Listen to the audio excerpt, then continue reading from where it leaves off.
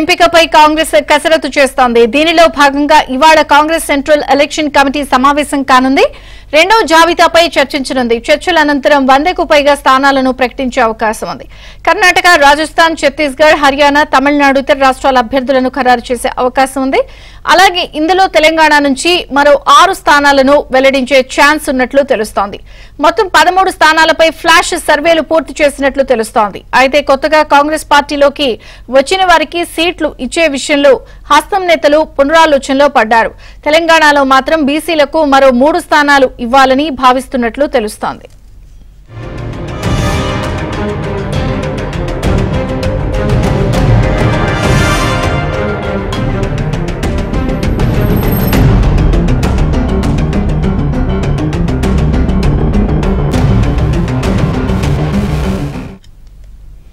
రెండో జాబితాపై ఇప్పటికే కాంగ్రెస్ కసరత్తు చేస్తోంది. ఎంపీ అభ్యర్థుల విషయంలో చర్చల అనంతరం 100కు పైగా స్థానాలు ప్రకటించే అవకాశం ఉంది. అలాగే తెలంగాణ నుంచి మరో 6 స్థానాలు ఎంపీ స్థానాలు కూడా ప్రకటించే పరిస్థితి కనిపిస్తోంది. మరిన్ని వివరాలు ఢిల్లీ నుంచి మా ప్రతినిధి సతీష్ లైవ్ లో అందిస్తారు. సతీష్.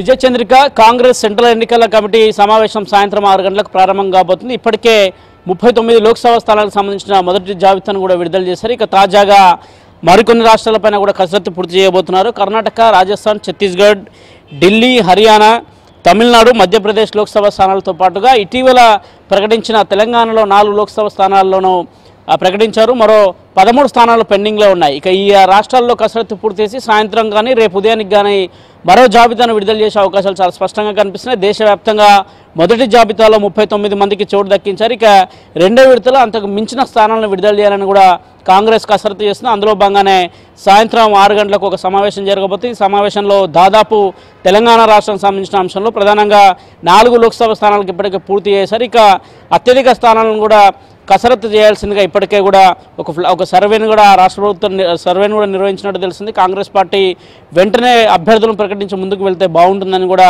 రాష్ట్ర కాంగ్రెస్ యోచిస్తుంది. అందులో భాగంగానే ఇటీవల పెండింగ్ పెట్టిన 13 లోక్సభ స్థానాలు సైతం కూడా అందులో దాదాపు మెజార్టీ స్థానాలను ఈరోజు కేంద్ర ఎన్నికల కమిటీలో పూర్తిగా కూడా దానిపైన ఒక కసరత్తు పూర్తి చేసి దానికి సంబంధించిన అభ్యర్థుల లిస్టును కూడా విడుదల చేసే అవకాశాలు ఉన్నాయి. ఇక మొదటి జాబితా విడుదల చేసిన సందర్భంలో వాయనాడ్ నుంచి రాహుల్ గాంధీ ప్రాతినిధ్యం వహిస్తారని చెప్తున్నారు. ఇక సోనియా గాంధీ ఇప్పటివరకు ప్రాతినిధ్యం ఇచ్చిన కాన్స్టిట్యున్సీని ఎవరు ప్రాతినిధ్యం వహించబోతున్నారని చూడాల్సి ఉంటుంది. ఇటీవలే ఆమె రాజస్థాన్ నుంచి రాజ్యసభకు ఎంపికయ్యారు. ఆ స్థానానికి ప్రియాంక గాంధీని ఎంపిక చేస్తారు. ఆ స్థానం నుంచి ప్రియాంక గాంధీ పోటీ చేస్తారని చెప్తున్నారు. ప్రస్తుతానికైతే దానిపైన ఇంకా క్లారిటీ లేదు. సాయంత్రం 6 గంటలకు జరగబోయే సిఈసి సమావేశంలో పూర్తిగా ఆయా రాష్ట్రాలకు సంబంధించిన అంశంలో కసరత్తును అయితే పూర్తి చేసే అవకాశాలు ఉన్నాయి. ఇటీవల కర్ణాటక కావచ్చు, అదేవిధంగా ఛత్తీస్గఢ్ కావచ్చు, మణిపూర్ కావచ్చు, కేరళ కావచ్చు, కేరళలో అత్యధిక స్థానాలను ఇటీవల కాంగ్రెస్ తమ అభ్యర్థులను ప్రకటించింది. మరోవైపు ఆయా రాష్ట్రాలు ఇప్పటికే ప్రచారం దిశగా కూడా అడుగులు వేస్తుంది. ఇక తెలంగాణలో కూడా మెజార్టీ స్థానాలకు ఈరోజు ఎన్నిక చేసే అవకాశాలు ఉన్నాయి. పార్టీలో కొత్త వారు ఎవరైనా వస్తారనే దానిపైన కూడా ఆలోచన చేస్తున్నారు. చేవెల లాంటి కాన్స్టిట్యున్సీలు ఇప్పటికే అభ్యర్థుల ప్రకటన వచ్చినప్పటికీ కూడా ప్రకటనలో అభ్యర్థి పేరును ఆపేస్తూ కేవలం 4 స్థానాలకు మాత్రం అభ్యర్థులను ప్రకటించారు. దాదాపు మెజార్టీ స్థానాలకు సంబంధించిన అంశంలో ఈరోజు ఒక కొలిక్కి వచ్చే అవకాశాలు కూడా చాలా స్పష్టంగా కనిపిస్తున్నాయి. అయితే 13వ తేదీన సీఎం రేవంత్ రెడ్డి మరోసారి ఢిల్లీ రాబోతున్నారు.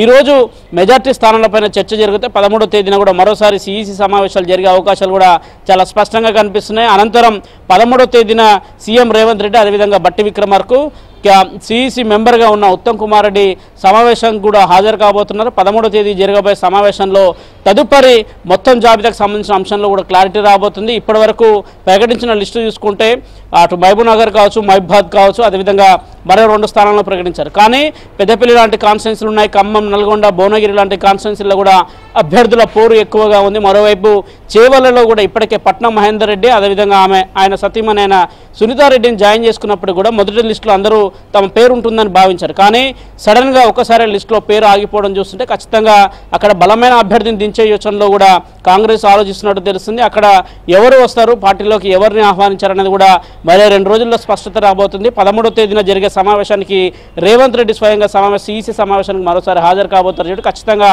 ఆ రోజు సమావేశంలో చేవెళ్లపైన కూడా ఒక క్లారిటీ వచ్చే అవకాశాలు స్పష్టంగా కనిపిస్తున్నాయి. మరోవైపు మిగతా స్థానాలపైన కూడా స్పష్టత వచ్చే అవకాశం ఉంది. ఇప్పటికే ఖమ్మం లోక్సభ సీటుకు సీనియర్ నాయకుడైన వి హనుమంతరావు నేను కూడా అప్లై చేశానని ఆయన కూడా నాకు ఖమ్మం సీటు ఇవ్వాల్సిందిగా ఆయన విజ్ఞప్తి చేస్తున్నారు. ఢిల్లీలో ఒక మీడియా సమావేశాన్ని ఏర్పాటు చేశారు. ఖమ్మంలో మంత్రులుగా వ్యవహరిస్తున్న ముగ్గురికి సంబంధించిన వారి కుటుంబ సభ్యులకు కూడా వారు టికెట్లు అడుగుతున్నారు. ఇక నల్గొండ ఆల్రెడీ ఇప్పటికే రఘువీర్ రెడ్డిని ప్రకటించారు. ఇక భువనగిరి స్థానం మాత్రం ఇంకా చర్చ రాలి, భువనగిరి పైన ఇంకా క్లారిటీ లేదు. భువనగిరి నుంచి ఎవరు చేస్తారని చూడాల్సి ఉంటుంది. మరోవైపు మల్కాజ్గిరి స్థానం అదేవిధంగా ఉంది, పెద్దపల్లి కాన్స్టిట్యున్సీ అదేవిధంగా ఉంది, కరీంనగర్ కావచ్చు, నిజామాబాద్ కావచ్చు, అదేవిధంగా ఆదిలాబాద్లో కూడా ఇప్పటివరకు కాంగ్రెస్ అభ్యర్థి ఎవరనే దానిపైన ఇంకా స్పష్టత రాలేదు. ఈ అన్ని స్థానాలను ప్రకటించుకుంటూ ముందుకు వెళ్ళాలంటే కొంత ఆలస్యం అయ్యే అవకాశం ఉంది. ఈ రోజు జరగబోయే సమావేశంలో తెలంగాణకు సంబంధించిన అభ్యర్థులు ఎంతవరకు ఉంటారనేది చూడాల్సి ఉంటుంది. 13వ తేదీన జరగబోయే సమావేశంలోనే మెజార్టీ స్థానాలకు సంబంధించిన అభ్యర్థుల ప్రకటన కూడా ఉండే అవకాశాలు కూడా చాలా స్పష్టంగా కనిపిస్తున్నాయి. విజయచంద్రిక. Thank you Satish.